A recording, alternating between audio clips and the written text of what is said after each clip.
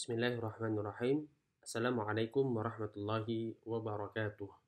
Innal hamdalillah wassalatu wassalamu ala Rasulillah wa ala alihi wa sahbihi wa man walah. Segala puji dan rasa syukur semoga senantiasa kita curahkan ke hadirat Allah. Salat dan salam kepada junjungan kita Nabi besar Muhammad sallallahu alaihi wasallam. Pada kesempatan ini kita akan masuk dalam suatu materi pada mata kuliah praktik hisab dan ru'yah dengan tema pengantar hisab dan ru'yah oleh saya sendiri, Riza Afrian Mustaqim.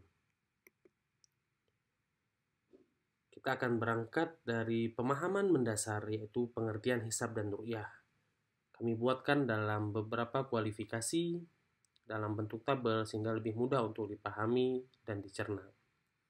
Untuk yang pertama, secara etimologi atau bahasa, hisab itu disebut sebagai menghitung atau memperkirakan. Sedangkan ru'yah secara bahasa itu disebut sebagai melihat. Dan dalam hal ini, melihat itu dimaknai dengan dua hal. Pertama, melihat dengan mata atau ru'yah bila aini. Kemudian yang kedua, melihat dengan ilmu atau ru'yah bila ilmi.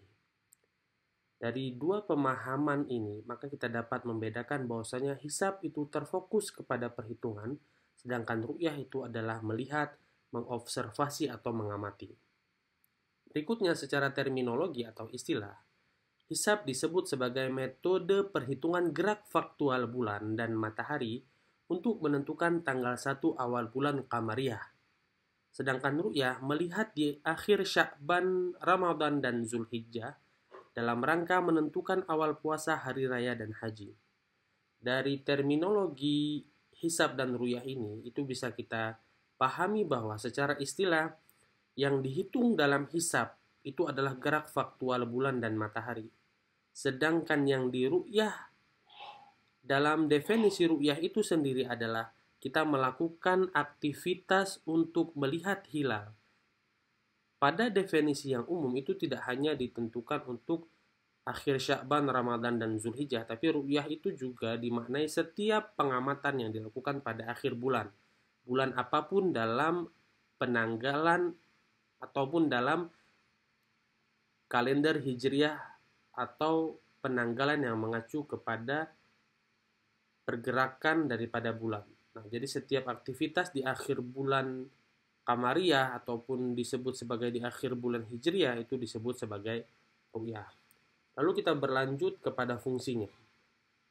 Hisab itu mempunyai fungsi menghitung posisi dan pergerakan bulan matahari dalam gerak hakikinya ya, atau gerak yang sebenarnya, bukan gerak yang tidak wujud seperti itu. Nah, jadi yang diperkirakan nanti itu adalah terbit, terbenamnya matahari, konjungsi, dan posisi hilal. Sedangkan ru'yah fungsinya adalah memvalidasi ataupun meng-cross-check ketampakan hilal pada saat ru'yah. Jadi dari penjelasan ini semoga bisa kita pahami ada perbedaan yang cukup signifikan dari hisab dan ru'yah.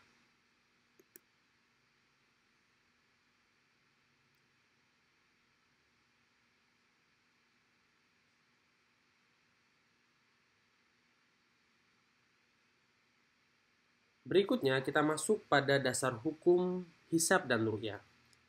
Ketika kita berbicara hisab, maka hisab ini mencakup semua ruang lingkup yang diajarkan ataupun yang dipelajari dalam ilmu falak itu sendiri. Jadi tidak hanya terbatas pada penetapan awal bulan Qamariyah, karena hisab dan ru'yah itu berlaku dalam setiap ruang lingkup yang ada, mulai dari penetapan awal bulan Qamariyah, kemudian dalam penentuan waktu sholat, penentuan arah kiblat, dan lain sebagainya. Sehingga bicara tentang dasar hukum, setidaknya ada 3 hal yang kita kualifikasikan di sini.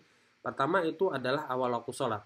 Itu terdapat dasar hukumnya dalam surah An-Nisa ayat 103. Di mana dalam potongan ayat tersebut disebutkan bahwa inna sholata kanat 'alal mu'minina kitaban mawquta. Artinya sholat itu atas orang mukmin itu sudah tetap waktunya. Mulai dari sholat subuh, zuhur, asar, dan seterusnya, semua sudah punya waktu yang tetap. Berikutnya adalah tentang arah kiblat.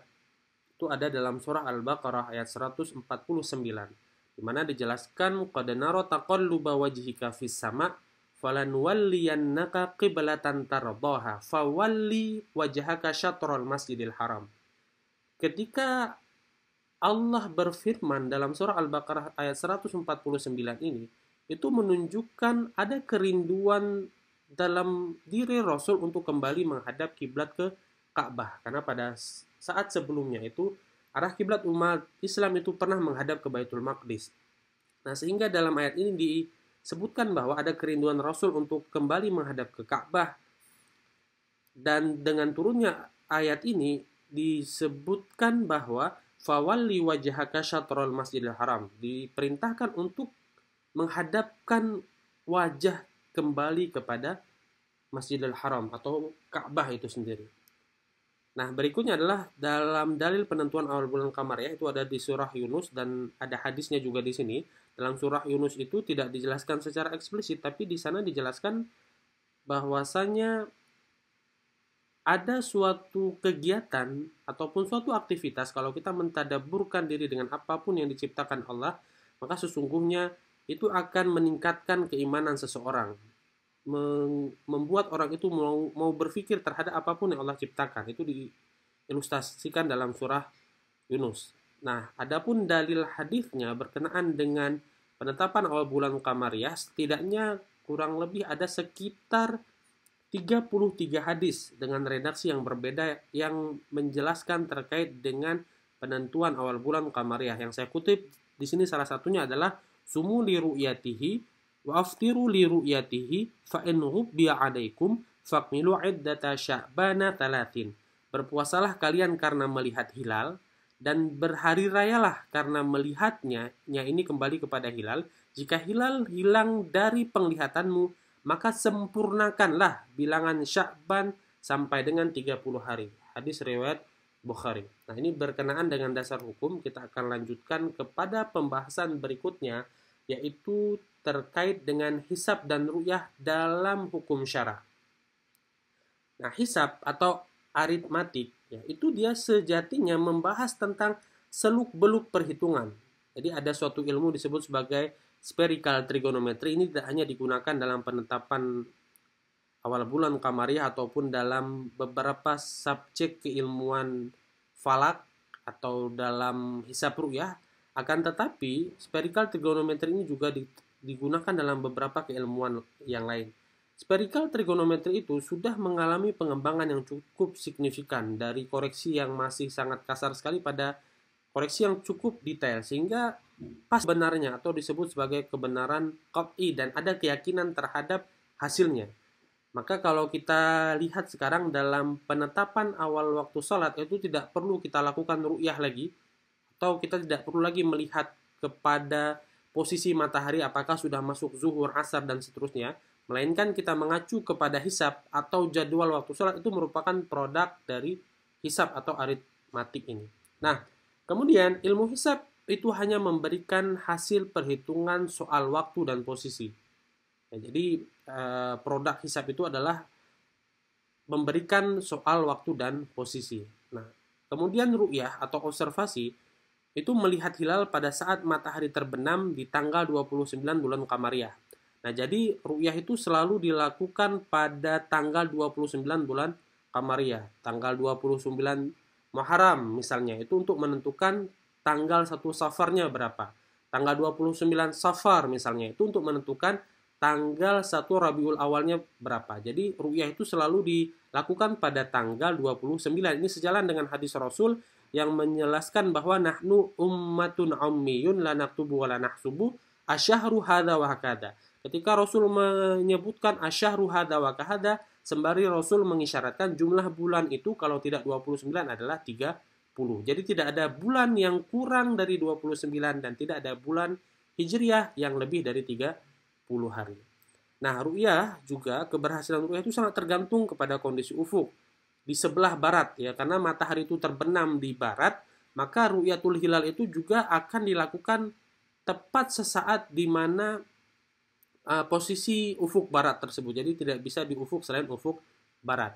Nah, posisi hilal dan kejelian mata pengamat itu sangat mempengaruhi dari keberhasilan ru'yah itu sendiri.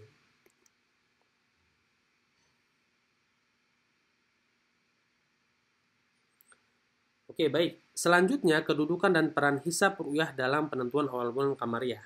Kita akan lihat di sini penggunaan hisab dan ru'yah itu bagaimana. Apakah digunakan secara mutlak hanya satu saja ataupun digunakan keduanya antara hisab dan ru'yah, melainkan dengan fungsi yang berbeda. Nah, yang pertama, ru'yah dengan mata tanpa bantuan alat. Ya, jadi semata-mata ru'yah. Ru'yah diterima meskipun hasilnya bertentangan dengan hisab dan bahkan dalam keadaan cuaca mendung. Artinya dalam kedudukan dan peran hisab ru'yah yang pertama ini, ru'yat itu berfungsi secara mutlak menentukan masuk tidaknya awal bulan Qamariyah. Kemudian yang kedua, peran ru'yah utama, peran hisab hanya sebatas pelengkap. Nah, untuk yang kedua ini, ru'yah itu memang memiliki porsi yang lebih besar dibandingkan dengan hisab. Hanya saja, dia tidak mengenyampingkan hisab, tetapi hisab itu digunakan sebagai pelengkap atau pendukung untuk berhasilnya ru'yah. Nah, kemudian yang ketiga, peran hisab utama, ru'yah sebagai pelengkap. Ini kebalikan dari nomor yang kedua, hanya saja porsinya hisab itu lebih utama, tapi ru'yah tetap dilakukan, tapi hanya sebatas pelengkap saja. Yang terakhir, peran hisab utama dan mengenyampingkan sama sekali kedudukan serta peran ru'yah. Nah, ini hampir sama dengan yang pertama, hanya saja pada kedudukan dan peran yang keempat ini, itu satu-satunya penentu itu adalah hisab, sedangkan ru'yah itu hanya sebatas suatu hal yang tidak diperhitungkan.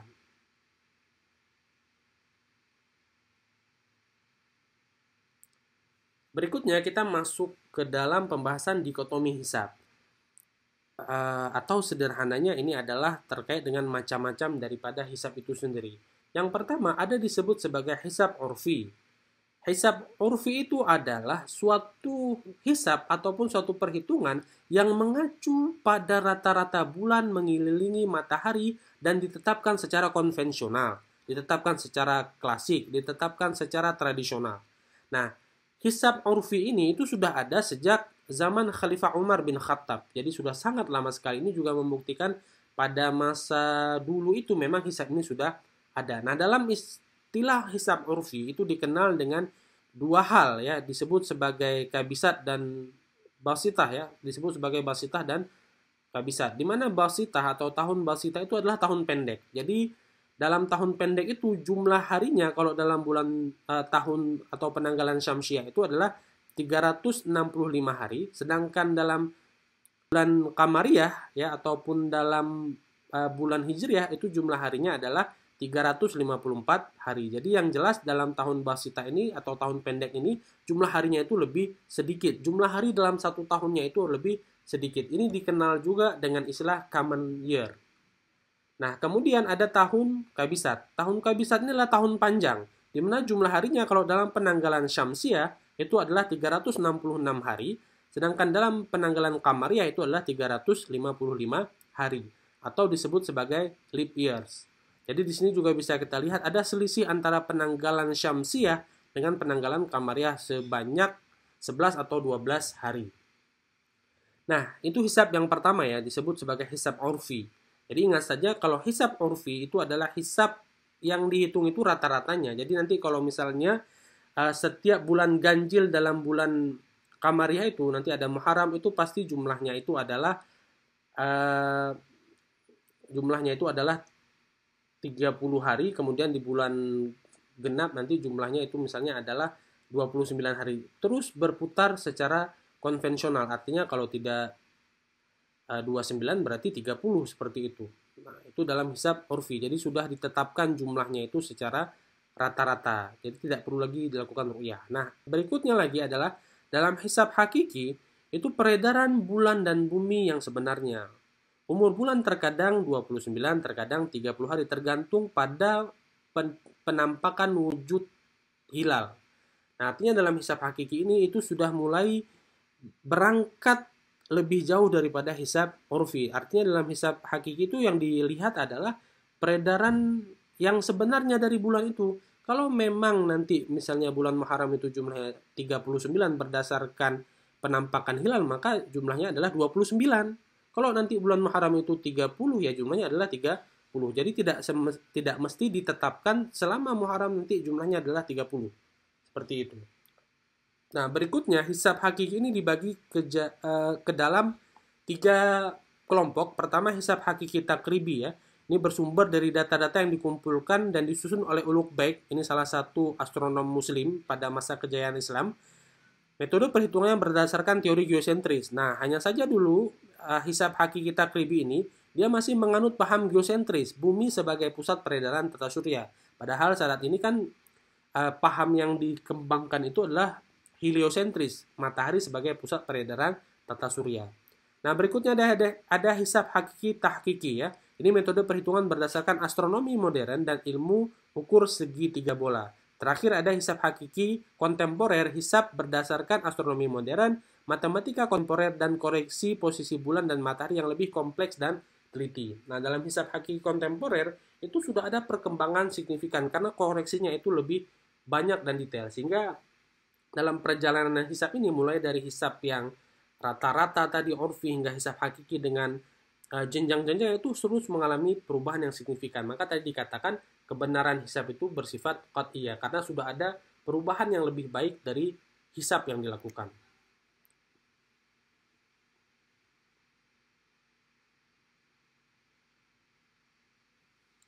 Baik, kita lanjutkan berikutnya dikotomi ru'yah ataupun macam-macam ru'yah. Jadi kalau kita kualifikasikan ke dalam beberapa hal, pertama ini berdasarkan alatnya. Jadi ada aliran yang menyatakan ru'yah harus dengan mata telanjang, mata tanpa bantuan alat apapun ya, jadi tidak boleh pakai alat apapun. Jadi itu berdasarkan alatnya, tapi ada juga aliran yang memperbolehkan pelaksanaan ru'yah dengan atau tanpa alat bantu. Artinya kalau kita kualifikasikan dikotomi ru'yah, macam-macam ru'yah itu berdasarkan alat, itu ada yang boleh pakai alat, ada yang tidak boleh. Berikutnya berdasarkan kesesuaian dengan hisab. Nah, yang pertama ada ru'yah tidak harus sesuai dengan hisab. Yang kedua ada ru'yah harus sesuai dengan perhitungan menurut ilmu hisab. Ini berdasarkan kesesuaiannya dengan hisab. Yang ketiga berdasarkan cakupan wilayahnya atau dalam istilahnya itu disebut sebagai matla, ya, batas keberlakuan hilal. Kalau hilal terlihat di suatu tempat, apakah hilal di suatu tempat tersebut boleh dipakai oleh tempat-tempat yang lain? Ini kita lihat bagaimana dikotominya. Nah, berdasarkan cakupan wilayah, setidaknya ada 4 di sini. Pertama, ru'yah hanya berlaku sejauh daerah Qasar Salat ya, mulai dari 80 km ataupun ada nanti yang menyebutkan 85-90. Artinya, kalau jaraknya itu, rentangnya itu hanya 80 meter, kita umpamakan dari Banda Aceh sampai dengan ke Pidijaya misalnya, itu jaraknya 80 meter. Maka kalau hilalnya hanya terlihat di Pidijaya, di Banda Aceh tidak terlihat, maka hilal Pidijaya itu boleh dipakai oleh orang yang ada di Banda Aceh, karena itu dianggap satu matla ya, masih dalam satu cakupan. Nah, berikutnya ru'yah berdasarkan pada daerah tersebut ditambah dengan 8 derajat busur. Sederhananya 1 derajat busur itu jaraknya adalah 111 km. Jadi kalau 8 derajat busur, maka jaraknya itu adalah 888 km. Kalau kita generalkan itu jarak antara Aceh sampai dengan Sumatera Barat. Itu dianggap sebagai jarak 8 derajat busur. Maka maksudnya dalam cakupan wilayah yang kedua ini, kalau hilal hanya terlihat di Aceh, sedangkan di Sumatera Barat tidak terlihat, maka hilal Aceh itu bisa dipakai untuk orang yang berada di Sumatera Barat. Karena itu tadi, mereka ada pada satu matla ya, ataupun berada dalam batasan wilayah 8 derajat busur. Kemudian yang berikutnya, yang ketiga itu ru'yah berlaku dalam suatu wilayah hukum. Maksud wilayah hukum di sini adalah satu kenegaraan.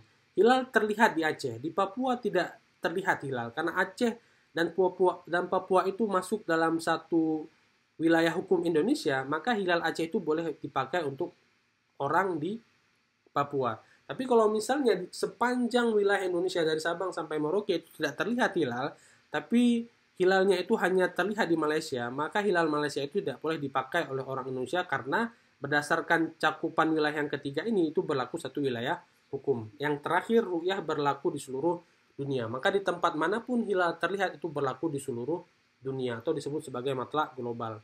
Nanti dalam kualifikasi dikotomi ini memang ada lagi dikualifikasikan berdasarkan waktu dan fenomena yang dilihat.